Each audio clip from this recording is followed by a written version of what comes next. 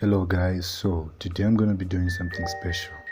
I decided that for the next 3 days I'm going to be addressing a topic most of you already know. But still, I feel it would be right for me to talk about this for the sake of those who don't know. So, have you ever noticed that the wonderful world that Kishimoto created presents great philosophical arguments that our own world tackles? Well, if not, let me shed some light on this. I'll present 3 characters in 3 videos who embody the philosophy in our own world. I won't divulge too much information right now as I don't want you guys to lose interest, so keep watching and hit that subscribe button and the notification bell for more future great content.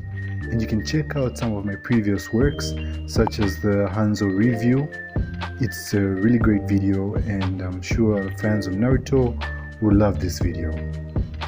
Anyways, the characters in question are Naruto for obvious reasons, which are he is the protagonist of the story.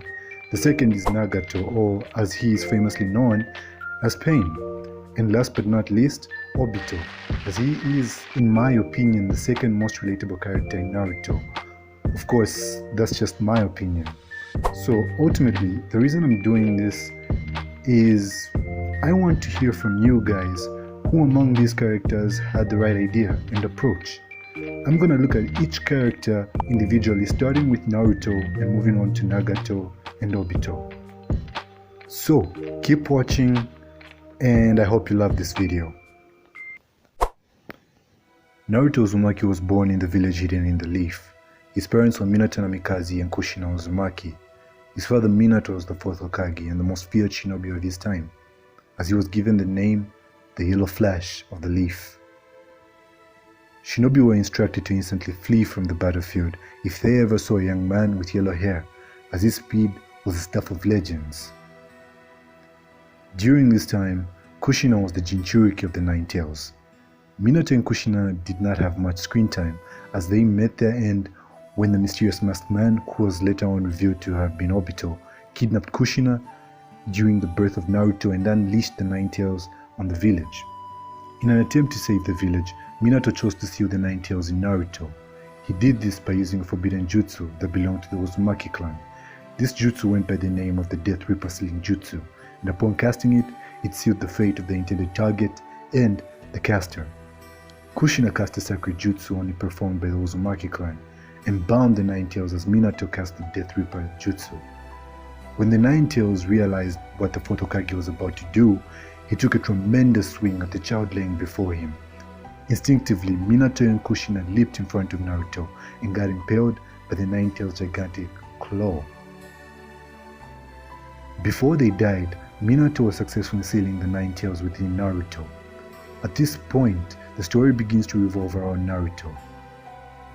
Naruto was quite mischievous, as he was commonly seen causing trouble for the villagers, pulling pranks such as painting over the stone-faced carvings of the previous Hokages and pranking his teacher and surrogate father, Iruka.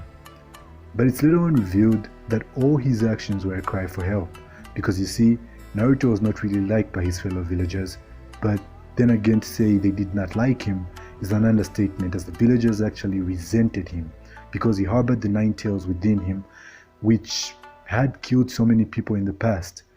This reason defies logic but satisfies the basic human response, as individuals will always look for someone to blame. As we all know, Naruto grew up in seclusion due to the treatment from his fellow villagers, with only a few people to acknowledge him and not see him as a demon. A monster is all they saw as he walked through the streets that howled with the ghosts of the Nine Tails victims. They could not see a boy who needed love and guidance. He would look at his classmates with a feeling of envy. Each time he saw them with their parents and loved ones, contemplating on why everyone hated him and why his parents abandoned him.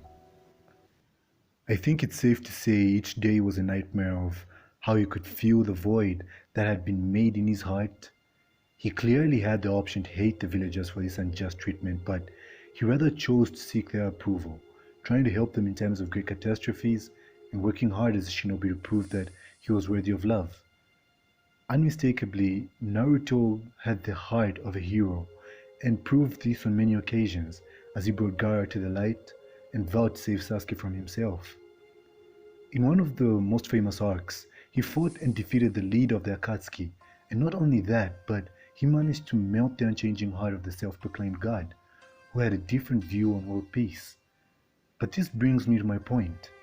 Hardcore fans of the series have noticed without a doubt that Naruto has never actually killed anyone, which is actually quite surprising as the cost of his Nindo at some point would have required him to take a life, at least once. But Kishimoto is consistent with his ideal characteristic, and Naruto is shown to represent an upright person who always stands by his morals no matter what. In some occasions, the character has argued with Lady Tsunade over some of the choices she's made, to sacrifice some to save the many. An example of this is during one of the Naruto movies when Kakashi decides to sacrifice his life in order to save the many. Naruto disagrees with this strongly. In some ways, Naruto represents the philosophical standpoint of Kantianism, which was developed by Immanuel Kant, a German philosopher. Kantianism states that the rightness or wrongness of actions does not depend on their consequences, but on whether they fulfill our duty. In simpler terms, it's a duty of universal morality, no matter the situation, which means if Naruto is about to be killed by Gaara, who also has intentions of destroying the village, he should and never kill the powerful Gaara under any circumstances. This theme is repeated many times as we see Naruto talk his way out of many situations, swaying and convincing his enemies to view life from his perspective. Fans have created a name for this act of valor, which is called Tokun no Jutsu. I think it's safe to say it's a way to make fun of Naruto. Truly an ideal hero, but I believe that's all he is, an ideal of how we wish the world and people worked. Reality, on the other hand, cannot be approached in this way. Simply because I strive for world peace does not mean everyone in the world will suddenly forget their differences. My question is, do you think achieving world peace the way Naruto did is possible in our own world? Even the progenitor of the Wheel of Fire, Hashirama Senju, had to sacrifice others at some point in his life, which brings me to a character who I believe had a better, though extreme approach. But you have to stay tuned for the next video.